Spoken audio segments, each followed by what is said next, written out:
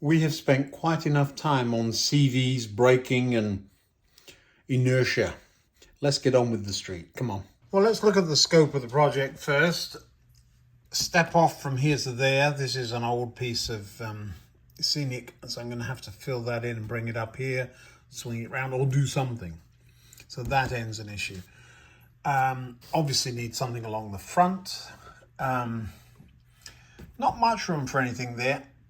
The tacky cafe sign goes there. Would be nice to have lights in that shop. I have painted the back of this black. Love the bookshop and the toy museum. We can do something. The challenges, okay? Well, the challenges, first of all, no ballast down here. There is a dog down there. What are you? Oh, you're both there. What are you doing? Well, you're licking my knee. What are you licking my knee for? And you're licking his ear and the camera. You're behaving yourselves today. I didn't know you were here. What are you doing here? You come to see me again, have you? Well, that's all right. All right. Well, as I was saying before I was so rudely interrupted, some of the challenges, no ballast, which means we've got to be a bit careful with the retaining wall. I've got to learn how to build a retaining wall. That's the first thing. This should be much easier, of course. If I move this forward, you might see the other problem. You can see right through the windows into the scene behind. So we may need a back on that. I've got curtains for this. This is incredibly fragile. Back to this foam core stuff. I've got to get, there's quite a big circuit board to go underneath there. The tacky sign circuit board. Any scenics on this are going to make it curl. So that's going to be an issue. But apart from that, I want to make that look like a road going down a hill. As with that, not straightforward. It's quite a small scene. It's only a foot or so, 18 inches or something long. I do want to make it look decent. So let's get on with it. The chairs, I never did finish those, and marking off a cobbled place there. So sticking a road surface onto this rather than scatter straight onto that. And I think that's where it went wrong before. I was trying to stick scenic material straight onto this. I think by maybe sealing it, glue both sides or something, that will help. We could move everything that way to give us a little bit of space here. This is quite an issue, this one. It's more complicated than it looks. I think filling that in and bringing it up here is probably my best bet. I could just rebuild this, but I think not. Or cut the end off. That would be an acceptable way. But the ramp doesn't stop until about there. Yeah. We'll think of something. I think I can get all of that on the other workbench, so we don't have to be reaching over. The other issue, of course, we do have to get power down to it for the tacky sign. And I think I will put some lights in there. The randomization of lights in that lends itself, doesn't it? Let me look in the back of that. I thought I'd done something in there. No, I've just painted it black. There was something going on in there. I don't remember quite what.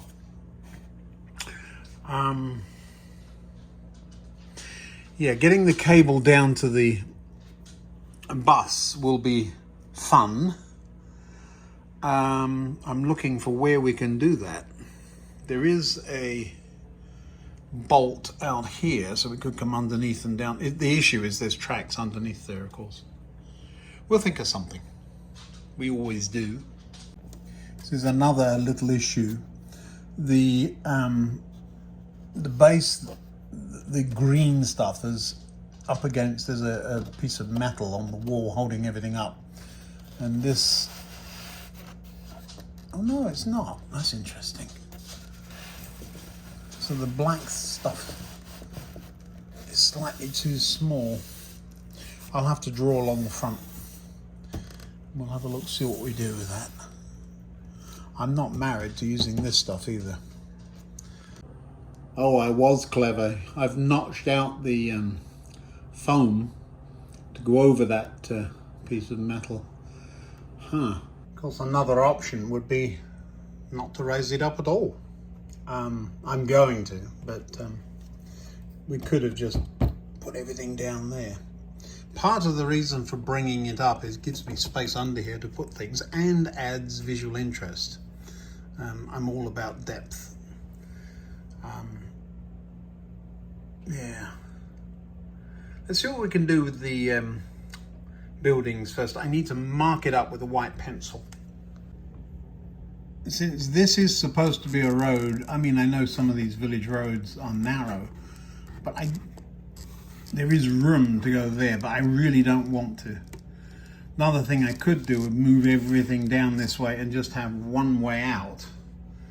That being that, so we'd make more space here. I'll show you what I mean. So that now becomes the road into the place. But it really doesn't buy us very much by blocking off this edge and having a wall in front of that. So I think we'll stick with the original plan, which was that. And something like that. Less is more. I do have another couple of buildings, but there's plenty of other spaces that those can end up in when we start working further downstream. I probably should mark where that would go, should I choose to use it. Well, here we are. This will be our home for the next day or two, I expect. The first thing I want to do is get this edge cleaned up. It's a bit messy. It's not the same as the top, if I'm going to use this, and I think I will.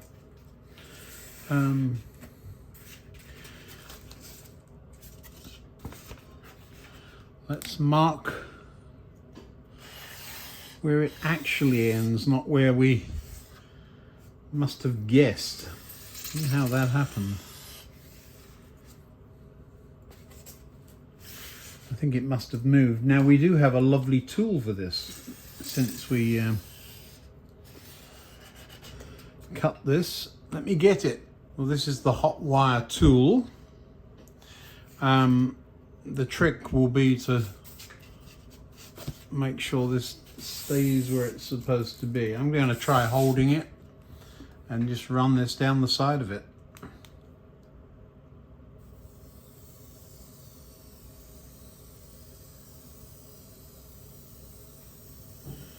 I can see I'm not quite on the line, so we'll come out there, turn it off and have a look, see what we're up to. It's going to be interesting trying to get a retaining wall to stay flat on that. So we'll give it another go. It gets hot instantly, so you really don't get a second chance with this.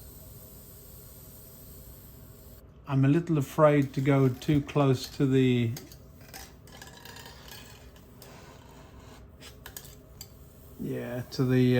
foam core, because I think it would cut through that too. Ooh, this stinks. It's sealing the edge of the foam core, actually. I think that's all I need to do. Let's turn. I wish this thing turned off on its own. It doesn't.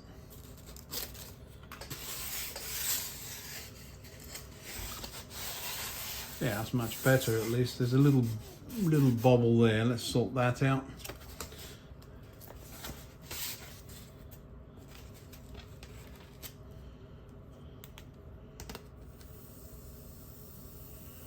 Hasn't got to be, whoopsie, hasn't got to be perfect, which is just as well, because it isn't. I don't know if you can see over there. You can't. I'll show you in a second. There's a big pile of polystyrene that appeared. In my non-railway free time, I've been installing a walk-in cupboard for my son's clothes, and that's what some of the stuff came in. So I thought maybe, I don't like the stuff, but maybe it'll work for scenic material. And I know this thing will certainly cut it. We are now back level with the road, but it's still very uneven. Better than it was. Right, next. This lovely thing has got to fit under there too somewhere, so we've got to cut out a cabin for it. It won't need the battery pack. I will need to run the 5-volt bus. This I hadn't realized. This is 4.5 volts or 5 volts it will run. This is the tacky sign, remember? All right, I'll turn it on so you can see what I'm talking about. I know some of you haven't seen it.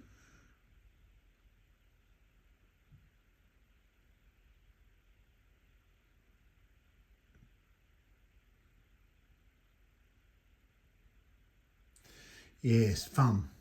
Yeah, I'm not going to go over the whole circuit again, just a very quick decade timer, 555. It just walks through these outputs, and all I've done is hook the outputs up to steering diodes. And so that was a object lesson in steering diodes and how to use prototype board. So that's all it was.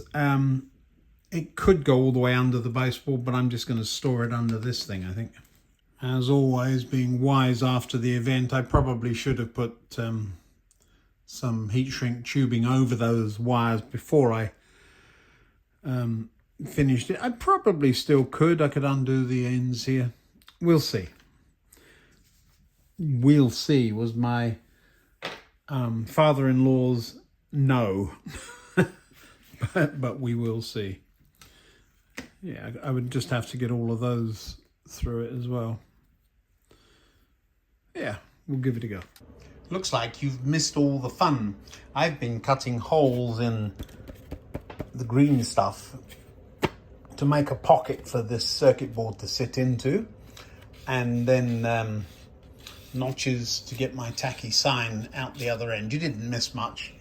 A little bit of smoke. No rude words because I didn't touch the wire this time. Somebody asked me about Roku, and I don't know how I got onto it from this, but oh, I remember. I was talking about getting the 5-volt bus to this, and said, since I'm going to have 9 volts up here too to light some of the street lights and so on, I could use a buck converter instead. A buck converter is a DC to DC converter. I wonder if I've got one I can show you. Hold on. I can't find the buck converters. They're here somewhere. I did find my Blockbuster card. If you're English, it used to be a videotape rental shop that went out of business. I don't know, but I found my card. Ooh! I wonder if I owe any past due. Well, this is not a buck converter, but they look something like that. They're about that sort of size. They usually don't have a big knob on them. They have a multi-turn potentiometer. They work ideally with this kind of circuit where you've got 9 volts and you want 4.5. So it's not just a resistor in series. It truly electronically changes the DC volts, which is AC. Of course, it's easy. You just use a wall wart or a little transformer, but you can't do that with DC. Why not? Well, because when you induce a magnetic field around this wire with DC, it establishes, but then it doesn't collapse until you take the power away. And with AC, it pulses. It builds up, goes away, builds up the other way. And so it continuously induces, so if that black one was the one you were working with, all the others would pick up the magnetic field because they're running next to it. And that's essentially how a transformer works. Except, of course, a transformer, they wind the wires round and round, usually instead of a finger, they have a soft iron core. And that's just to make sure that the magnetic fields do their job. With DC, once it collapses, then it produces a back EMF, which can make a nasty spark. This all came about because I was thinking about Roco track cleaners, which you must keep away from DCC. I'm not getting distracted. We are going to get on with the street. But, yeah. Roco cleaners, it's an interesting theory. I've never owned one. I don't like the principle. Just because it works doesn't mean it's good. Do you remember me clamping those two power supplies together a few days ago, where I had two independent power supplies and there was about 100 volts or something between the two? Well, that's really how they work. You get this no current but relatively high voltage that's there. It will give a spark, but that's all it'll do. But it can only develop when there's no load across it. So if you've got one locomotive and it suddenly doesn't make contact with the rails, now you've got an open circuit. And because it's open circuit, the volts build up. And as they do, they'll jump through the dirt that's between the wheels or the contacts or whatever it is, and the supply. So that's essentially how they work, and it fries the dirt. Yeah, it'll also leave pits, or if you happen to be putting your hand near the rails, a spark and a little burn on your fingers. But yeah, just clean your rails. Come on, get a vacuum cleaner and then a bit of alcohol or whatever it is you choose. We're not getting into that argument. But the question was, can you fix them? Well, the difficulty with them is you don't know if they're broken, because every time you put a meter near them, unless it's a really good meter, the volts are going to go away because you've now got a load. So yeah, it's a funny device, actually, the Roco cleaner. I'm sure if anybody from Roco is watching, I'll be in some big old trouble. I'm not bad mouthing them. I'm just saying I don't like them. That's all. And they're no good for DCC because of the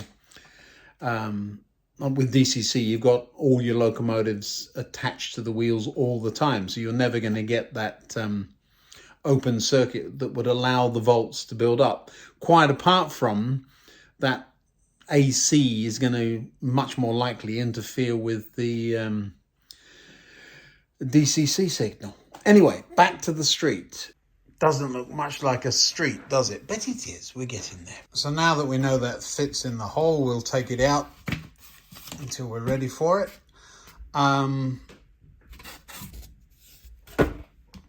Surfaces. Let's work on that. I'll tell you what I'm going to do. I'm going to paint both sides of this piece of foam core with some PVA, both sides, to see what happens. If it warps terribly, I'll throw it away and use ply. If it doesn't, I've learned something, but I'm all about experimentation. It's my dinner time, so I'm going to go and have my tea, paint this up first, and we'll be done for the day. Well, that was fascinating. I painted one side with the glue and the thing curled like a boomerang, and as I painted the other side, it straightened back out again. Now it is hanging, so I'm going to unhang it. Well, that's what I'd hoped it would look like. That's what it actually looks like in places because it's not dry. But if you look at the other side, yeah, I made a bit of a hames of that, but it'll be fine. That is, of course, the side I'm using. Now I really do feel like Blue Peter. whilst that's drying, we can get on with the next thing, and that's building the wall along the front, letting it extend up just enough that people don't topple over it. I know you're not seeing me do it, but that is a length of retaining wall that I've laid flat on the floor, complete with some wooden blocks to keep it flat on the floor. If one of the dogs comes down here and stands on something, they're going to stick to things, I think. Curtains, that's what was next. Well, this is very definitely a case of when he got there, the cupboard was bare. I thought I had a couple of boxes of these things left. These are the street lights I've been using. They're dirt cheap. Do you see the base there? It can be made to slide up and down the pole, but essentially that's the height. And that's good, but look what you have sticking down underneath. So when you poke these through the road and then put them down to where they sit, that would be that depth. See how far you can bend this around, but you still need quite some depth below the road surface. That was one of the issues I faced on the big station, that sits over the rails. Now this sits on the viaduct and right underneath are trains, so wires hanging down like this was never going to work. That's one of the reasons I chose to have a little bit of height there. So I've got to find a way of getting these wires somewhere. Now, the wires are reasonably long enough, and I would have the street lights this side of the road. So as they go through, they would reach more or less to the back. But I will still have to put a channel underneath each one. Now, I've got 3. Probably not enough. And certainly I want to have some spares, so I need to order some more of those. Do you notice there's resistors? These things are everywhere. What are they? Yeah, 1K. Instructions even.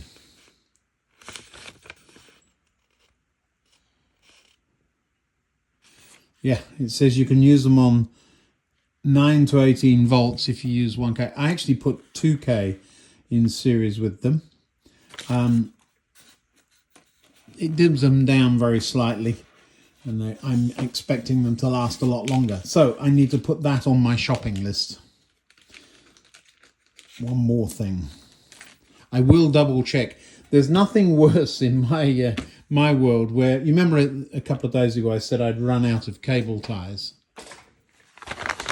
When you run out of things, you order more. This is a half packet. It's been in the garage for I don't know how long. I forgot I had it, and I've been emptying them out 100 at a time or so.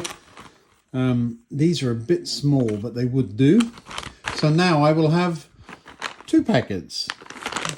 So not unusual to order something and then find I've already got them. So I'm going to double check.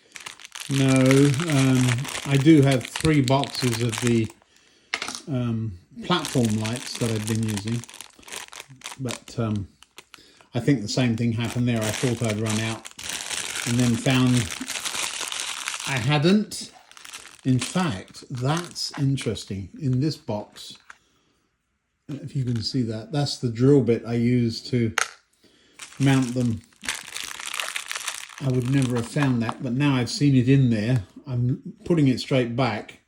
I'll see it through the box this time. Here's the buildings that are for the street. These are incredibly delicate, by the way. I notice there's been a little bit of a mishap on there. I don't know if you remember me dropping this, and the only thing that broke was that corner. Both fences have been re-glued at some point. Now this is the rather posh cafe that is going to end up with the tacky sign. So I've just hooked up an LED to a button battery. But here's where the fun starts. You've got a toy museum. You're not just going to put white lights on that. The top windows are blanks. Now I'm stuck holding it for a few minutes while it dries. I'm sure it'll be fine. Evans the Butchers. Exceptional quality, locally produced. There we go. One glued in that one glued in that one. That one's a little leaning that way. It won't matter. I'm just not going to touch them. They're in the right place. Walk away from the glue. No good can come from going anywhere near that for the rest of the night. Once the glue has dried, I will fold those wires down and glue them onto the back of the scene or down one of the posts so that they come out of the bottom. Yeah, we've got somewhere. I'm not going to mess with the hotel. Although the glue sets very quickly, it goes off and becomes much harder after a night. So that's what we're going to do. So now what should we do? Of course, we're going to run a train. I'll get one of the others that needs programming. I think the black tank is next, and we'll get that sorted out. This is another one of those locomotives that's had that same chip. So I'm going to run it once around the circuit so that I can see what it does. I'll bring it back right there and you'll see how abruptly it stops. And then we'll put it on the programming track and get it sorted out. This tank was purchased at the same time the split chassis one was.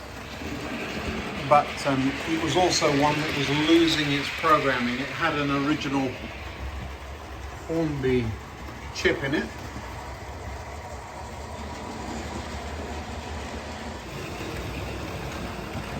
And basically the Hornby chips started giving me grief and losing all of their data. So I've added these new Digitrax chips, and they're fine, but with no CV values set, they're a switch. Start, stop.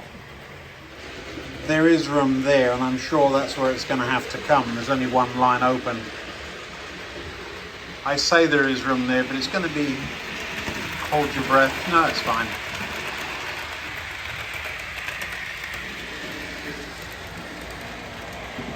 That will disappear there,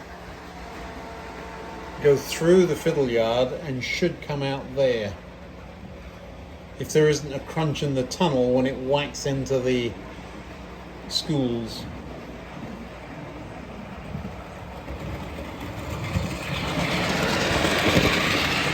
Or the camera.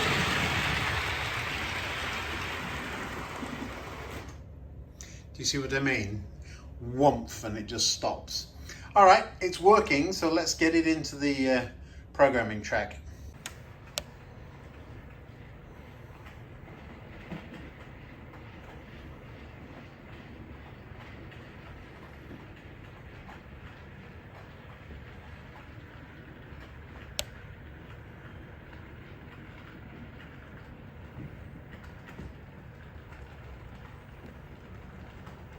Just to prove it can crawl along. It's taking its own sweet time getting here.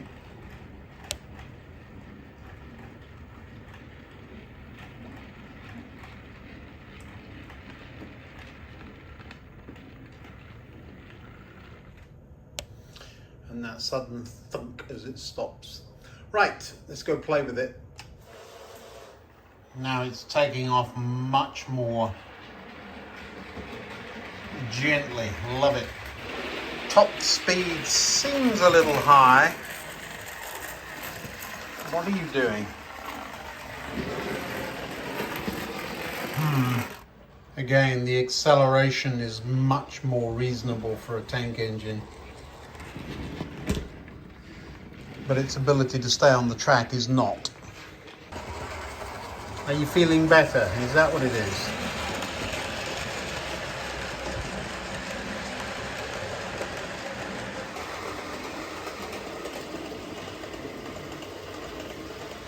This is one of those, you might remember me telling you that when a train was parked in that platform, so right here, if everything was clear in front of it, it could take off and do exactly what this train is doing. But because of having to turn around, it's quite a game to get through that fiddle yard and into the station where we've asked it to be. It has to basically go around the whole layout. Once again, it will be non-stop through that platform. And this is as fast as it can go under the current programming.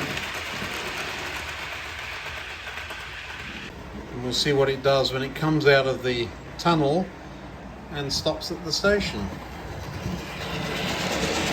Still rather quick.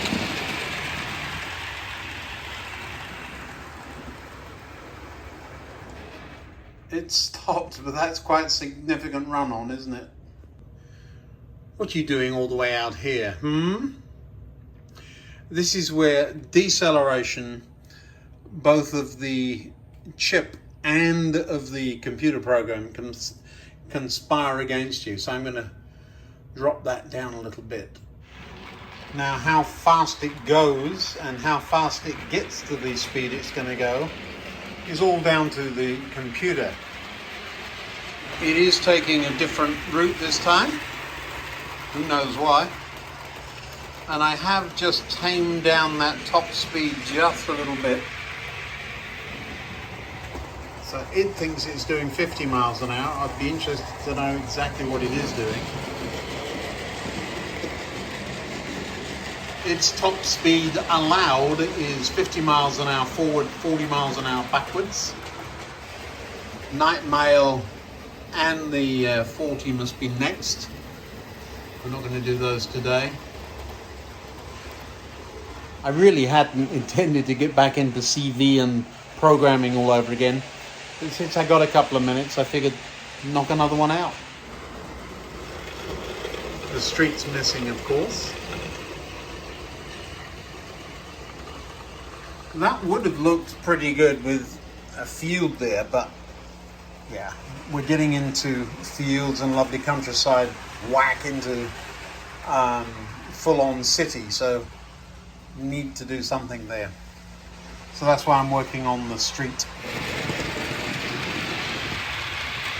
I always enjoy the gentle curve there. These ones here are a bit steeper, but that one's lovely.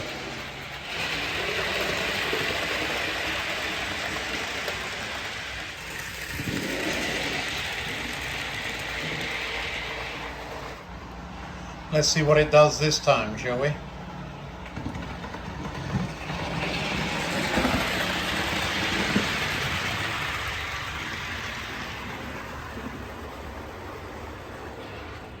It's no better.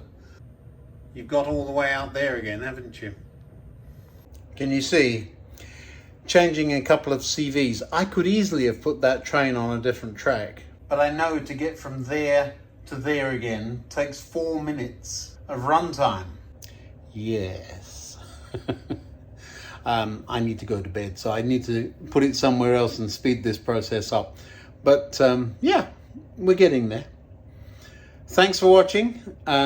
You'll see it in its right place next time, I'm quite sure. Don't forget to click that subscribe button if you haven't already, then you'll know when the next video is. It's in a couple of days in case you don't, but see you then. Bye now.